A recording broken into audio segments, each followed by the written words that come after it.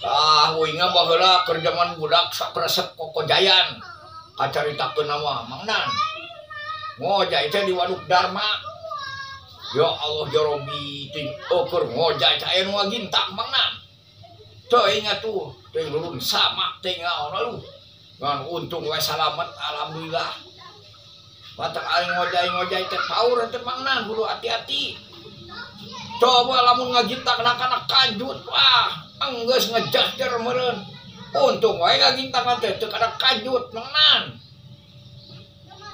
Karena sawah urangnya, tadina saat si sawahnya digalengan ku urang, caina dikocorkeun ek ngagalengan.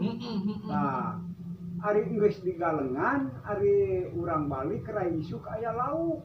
Pinu Loba, milem, gede. nya galede jeung kansra. Ieu cerita lauk di mana dan di girangna ge eueuh balong. Berarti ceng teh ieu mah anu erek nyupangkeun. Sulur cupangnya. Nyupangkeun tak mah. Jadi dibahekeun ka dinya. Dibahekeun kana Sawah urang. Di mana gerak teh talokna? Dipiceun di ieu kan kawalungan deui, dibuang. Bismillahirrahmanirrahim. Dus nur cahayana isun. Tumiba saking natullah. Lir cahayane pangeran. Murub mancur cahayana isun kaya wulan tanggal 14. Maksud isun bumi putra nyilak mega ngeraut serangeng. Cunduk sing wong sejagat pewayangan. Ora ana sing adus banyu suci. Tegese isun dewek.